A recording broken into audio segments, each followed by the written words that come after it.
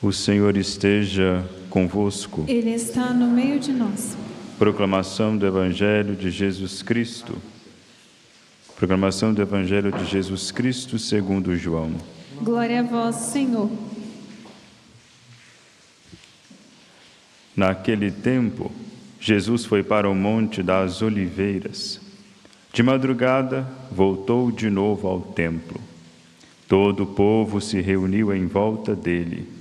Sentando-se, começou a ensiná-los. Entretanto, os mestres da lei e os fariseus trouxeram uma mulher surpreendida em adultério. Colocando-a no meio deles, disseram a Jesus: Mestre, esta mulher foi surpreendida em flagrante adultério. Moisés na lei mandou apedrejar tais mulheres. Que dizes tu? Perguntavam isso para experimentar Jesus e para terem motivo de o acusar. Mas Jesus, inclinando-se, começou a ensinar com o dedo no chão. Como persistissem em interrogá-lo, Jesus ergueu-se e disse: Quem dentre vós não tiver pecado, seja o primeiro a atirar-lhe uma pedra.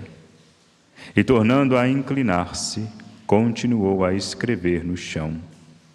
E eles, ouvindo que Jesus falou, foram saindo um, a começar pelos mais velhos.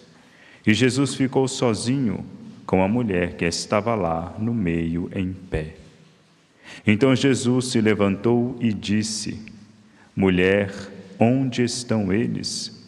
Ninguém te condenou? Ela respondeu: Ninguém, Senhor. Então Jesus lhe disse: Eu também não te condeno. Podes ir e de agora em diante não peques mais. Palavra da salvação. Glória a vós, Senhor.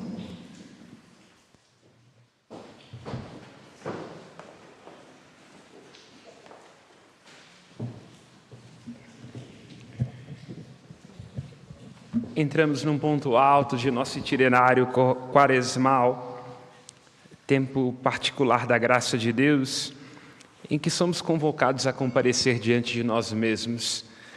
Nas práticas próprias do tempo da quaresma, é devolvida a nós a sensibilidade. O pecado não é outra coisa do que ser insensível a Deus, ser insensível ao próximo, como uma consequência de sermos desconhecidos a nós mesmos. Nos devolvemos a nós através da abstinência, nos arriscamos a enxergar os outros como carne da nossa carne através da caridade. E nos reconhecemos como sendo dependentes de Deus e da sua graça quando nós nos arriscamos a orar. A oração, lembra sua santidade, o Papa Francisco, é o respiro da alma. Neste terceiro dia do Centenário das Dores, as nuvens em cima da Serra da Piedade pranteiam. Me arriscaria a dizer que no alto desta serra não há chuva, mas há pranto.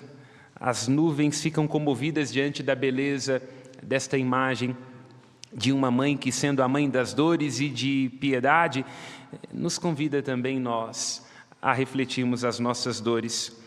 Já vi diante deste altar, aos pés de Nossa Senhora da Piedade, chorarem bispos e governadores, padres, e também elas, em vários momentos, sobretudo os mais difíceis no meu período do seminário, escutou as minhas lágrimas.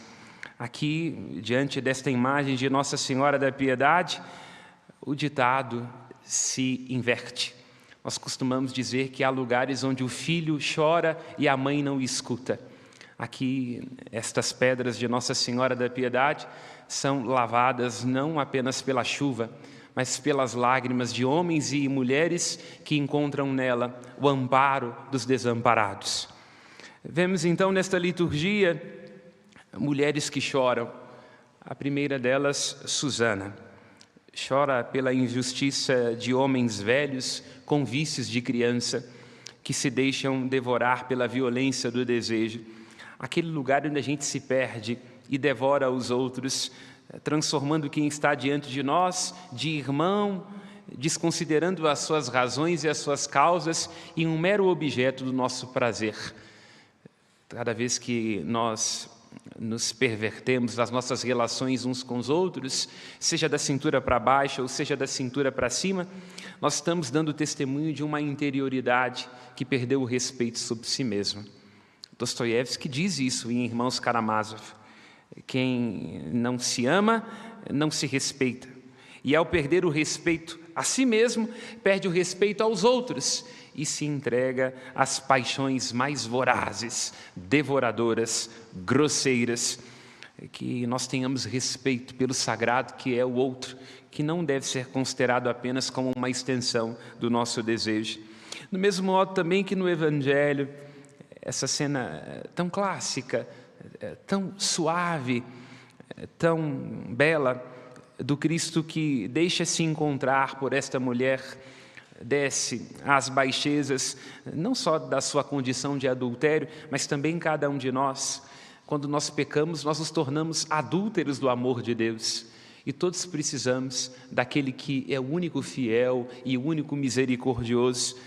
É a fidelidade e a graça dele que nos restauram, nos faz lembrar o Evangelho de João, lá no prólogo.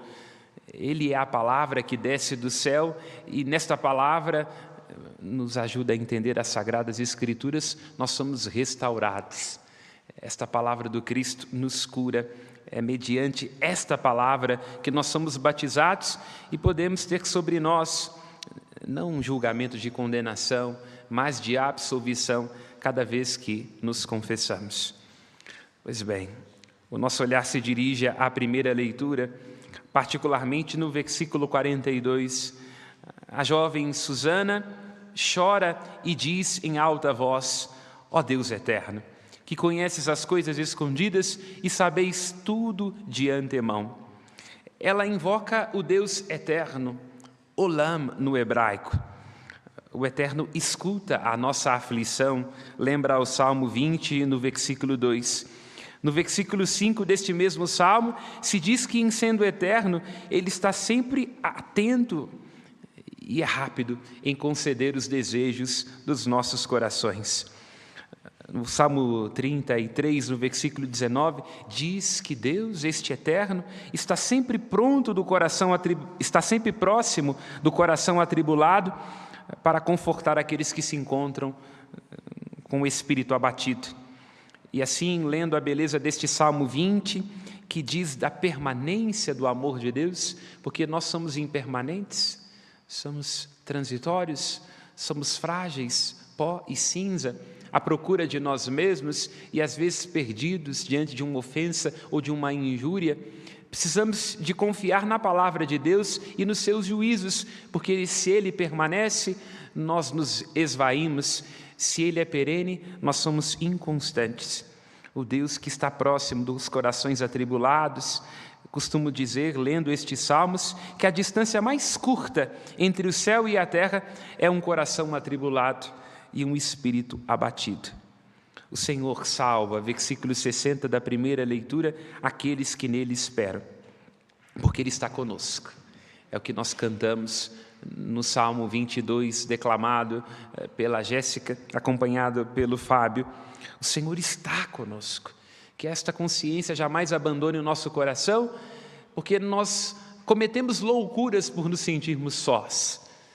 Mas quando vem a nós esta consciência da proximidade de Deus, que se envolve com as nossas causas e que está próximo de nós, quando o nosso coração pode se aquecer naquele colo de mãe de Nossa Senhora da Piedade, assim não há nenhum sofrimento, não há nenhuma dor, não há nenhuma enfermidade, não há nenhuma angústia que nos possa separar do amor de Deus. Não há nenhum sofrimento, não há nenhuma dor, não há nenhuma perda que irá nos lançar num desespero sem fim. Porque a distância mais curta entre o céu e a terra é um coração atribulado e um espírito abatido. Por isso insisto, nos momentos em que você sentir em dor, em angústia, em dúvida, quando não der conta de dar as respostas necessárias para continuar seguindo, espere em Deus. Ele não está próximo dos fariseus com as suas leis, não está próximo de quem se julga melhor do que os outros, porque a soberba afasta, não é? Quando nós estamos diante de uma pessoa que está cheia de si mesmo, a gente não se sente à vontade para estar perto de quem se julga sal para todo o prato.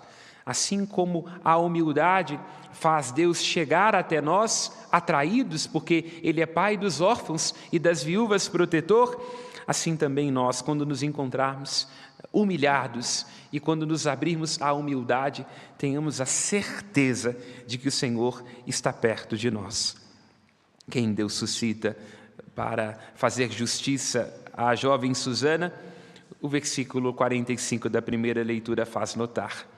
Enquanto ela estava sendo levada para a execução, evidentemente aqui como um símbolo do Cristo, daqui a alguns dias iremos escutar o profeta Isaías dizendo que ele foi levado como ovelha ao matadouro, o Senhor Deus desperta o espírito do jovem Daniel. Um homem desperto, porque nossas paixões nos fazem dormir. Nós, às vezes, estamos sonolentos em nome de nossas paixões. Sejam elas paixões que conduzem aparentemente para a vida, com excesso de prazer e de dopamina, sejam aquelas paixões de morte. Daniel é um homem desperto, assim como nós estamos despertos. A fé nos faz enxergar, encontrando o sentido, inclusive no sofrimento, que, se experimentado no cadinho da humildade, nos fará florescer, nos transfigurará pela ação da graça de Deus. Desperto no seu espírito. O espírito é aquele lugar na tradição das Sagradas Escrituras onde está a nossa vitalidade e a nossa vontade. Deus é a vida da nossa vida, Ele é luz de luz. Rezamos no credo, assim como está no Salmo 35.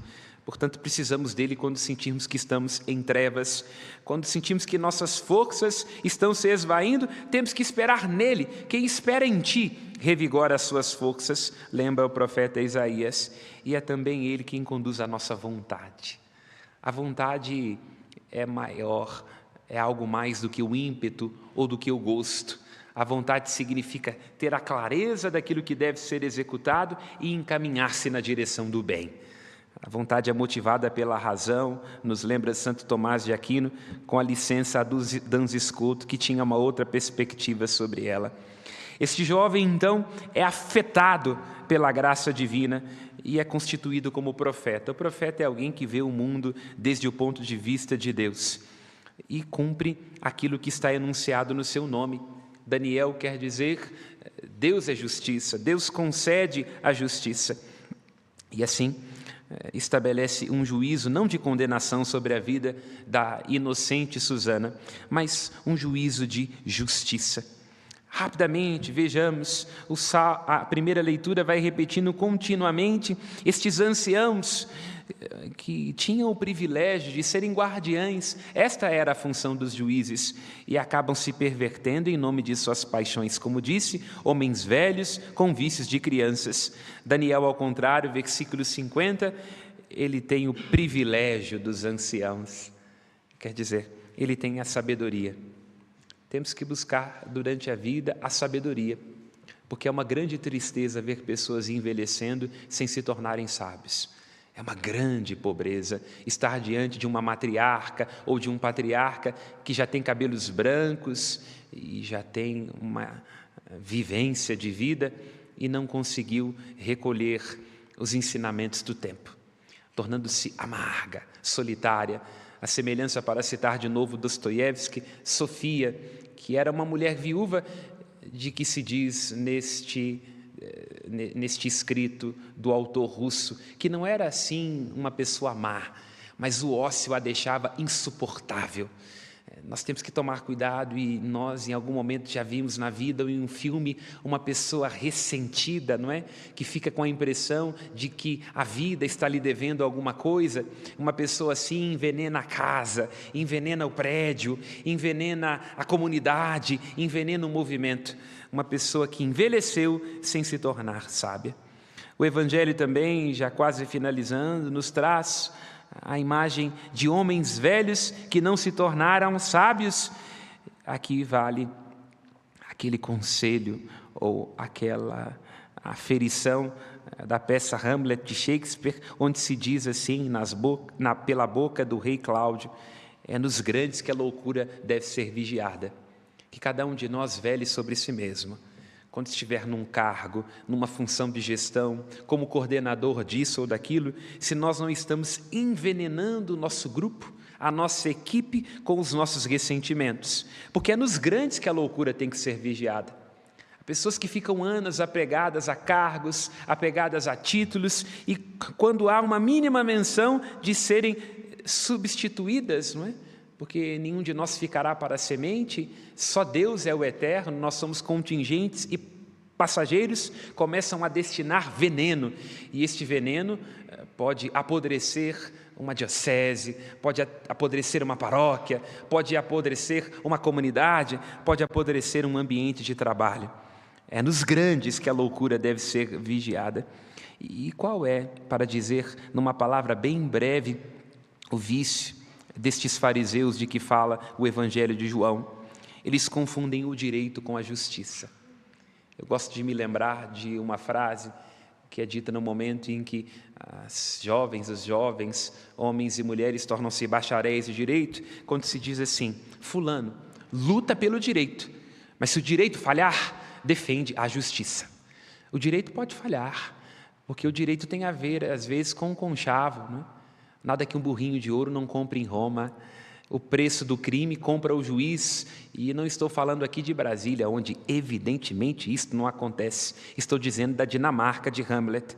Se o direito falha, porque ele às vezes pode estar condicionado a quem paga mais, a esta ou aquela emenda, a este e aquele jantar, a este ou aquele ressentimento, como eram ressentidos estes homens de que fala as leituras, tanto a primeira quanto o Evangelho. É preciso defender a justiça.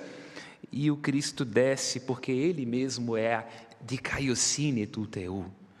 Como lembra o apóstolo Paulo, é a justiça que desce do céu, que veio, lembra o apóstolo na carta aos Efésios, não para acirrar as inimizades, não para construir muros, mas para construir ponte. Ele se abaixa, por isso é pontífice. A ponte une um ponto ao outro. O Cristo abaixa-se para ser Ele plenamente o sumo pontífice, unindo o eterno ao tempo, unindo aquele que permanece para sempre à nossa contingência, unindo a graça ao pecado. E escreve no chão, não é? O pó é o lugar da transitoriedade. Ou se vamos lá a Jeremias 17, fica muito esclarecido. Esta ideia de escrever no chão está associada à perspectiva do esquecimento. Deus não leva em conta nossas faltas, é assim que se manifesta a sua justiça. O direito pede inevitavelmente que aquele que cometeu um crime seja punido à altura, mas a justiça não, ela não tem apenas uma função punitiva, ela deve ser reparativa. Por isso, se você é do grupo que diz que bandido bom é bandido morto, olhe para si mesmo no espelho. Todos nós somos sem vergonha quando nós queremos, todos somos bandidos, ou de manhã cedo, quando não estamos ressentidos, não roubamos a paz da nossa esposa. Todos somos frágeis, todos somos transitórios, todos somos pó e cinza, todos somos sem vergonhas, bandidos. O único inocente é Jesus Cristo. Deixemo-nos restaurar pela sua graça divina, porque os julgamentos do Senhor, lembra o Salmo 119, no versículo 89, eles são eternos, estáveis como os céus. Eterna é a sua misericórdia, lembra o Salmo 118, 117. O amor do Senhor Deus, a sua fidelidade são garantidos. O amor do Senhor Deus é garantido para sempre, e a sua fidelidade é tão firme como os céus. Que este seja o nosso refúgio nesta tarde, para que a graça de Deus faça cessar as tempestades de nossos corações. Nos refugiemos não em nosso direito, não em nossos conchavos e em nossas ilusões, mas na lealdade do Senhor tão firme como os céus, e nesse amor que é garantido lá onde nós não podemos nos garantir. Louvado seja nosso Senhor Jesus Cristo. Seja louvado. A Deus nossas preces.